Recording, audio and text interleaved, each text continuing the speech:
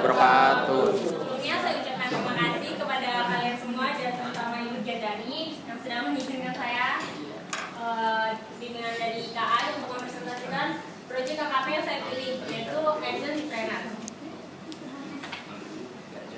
Oke, di dalam presentasi saya ini ada beberapa poin yang akan saya bahas, yaitu what, when, where, who, dan how. Yang pertama, ini slide yang pertama ya, yaitu what is Edison Mall. Sebelumnya, kalian udah tahu belum Edison Cipreneur itu apa? Oke, Edison Cipreneur atau kita bisa menyebutnya Edison Mall. Edison Mall itu adalah suatu mall online yang disediakan oleh Cipreneur untuk para zipper atau anggotanya. Zipper itu untuk sebutan untuk anggota dari Cipreneur ya. Nah, di mall Airzone ini kita bisa membuka sebuah store. Dan ini adalah tampilan awal dari Airzone Mall. Nah, di sini tentang U itu membahas tentang siapa saja sih yang ada di dalam Airzone Cipreneur ini. Nah, ini ada yang pertama ada Kak Kurotula ini, dia sebagai CEO. Dialah orang yang pertama kali mencetuskan tentang ide adanya Airzone Cipreneur ini. Dan yang kedua itu ada Kai sebagai problem solver. Dia yang menangani semua yang ada di Airzone Cipreneur ini sesuai dengan arahan dari Kai. Dan yang ketiga adalah Eka sebagai cheerleader. Dia menangani hal kecil problem kecil yang ada di Airzone Cipreneur. Dan yang keempat itu ada di tim. Di situ ada saya sendiri, juga ada Rista dan juga Dani. Kami berempat ini adalah bimbingan dari KAI yang menjadi salah satu anggota dari tim yang akan membuat Airzone Cipreneur ini menjadi lebih berkembang ke depannya. Oke, di sini where. Nah, where ini adalah di mana kalian bisa mencari Airzone Cipreneur itu. Ini alamatnya ya. Dan kalau misalkan ada yang scan, ini barcode-nya bisa di scan. Biasanya ada ini. Atau misalkan kalian bisa langsung mencarinya di airzonecipreneur.org. Nah, when itu kapan Airzone Cipreneur pertama kali ada? Masih baru banget ya Airzone Cipreneur itu, yaitu tanggal 12 bulan 8 tahun kemarin. Jadi Airzone ini masih perlu banget dikembangkan. Nah, saya akhirnya memilih Airzone ini karena saya merasa dapat membuat perkembangan pada Airzone Cipreneur ini. Dan kapan saya akan mulai mencintai Airzone Cipreneur itu? Tentu saja pronoun and until of the dead of time. Next is dan ini why. Why di sini akan membahas tentang kenapa saya memilih proyek Airzone Cipreneur ini untuk KKP saya. Menurut analisa yang sudah saya lakukan ya secara singkat ya, dari awal pertama menentukan ada 7 poin secara garis besar yang saya ambil 7 poin ya. Nah, gambar-gambar di sini menggambarkan 7 poin yang hasil dari analisa saya. Yang pertama dan yang kedua, di sini menggambarkan ibarat kata sebuah waktu ya. Nah, yang pertama dan kedua ini yaitu yang pertama, di Airzone Cipreneur ini masih belum ada batas waktu untuk pemesanan.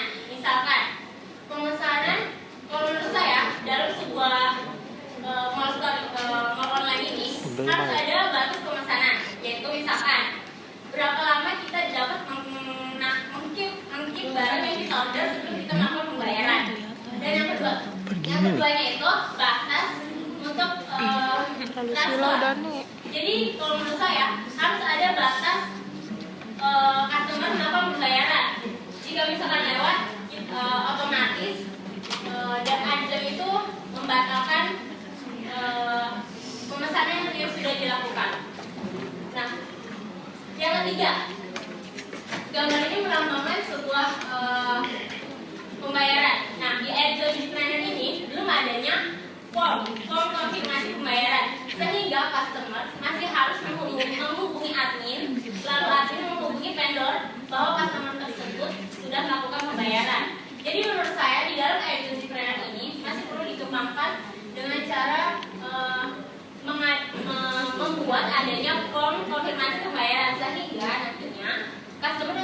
membuka pemesanan bisa mengisi form pembayaran tersebut secara sendiri gitu. Jadi nanti vendor hanya perlu ngecek, dan mungkin di dalam form pembayaran tersebut perlu adanya misalkan atas nama siapa yang transfer dan nomor rekening dari transfer tersebut, sehingga vendor bisa ngecek secara langsung dan admin hanya melakukan klarifikasi pengecekan melalui vendor.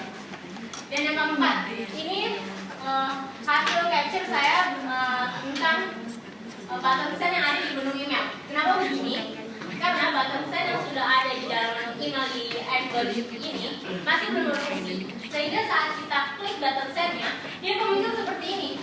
Padahal subjek dan bodinya sudah diisi, tapi dia tetap muncul seperti ini. Dan itu masih sayang banget ya, karena itu sangat berguna banget untuk hubungan antara vendor dan customer. Dan yang kelima, ini tentang produk.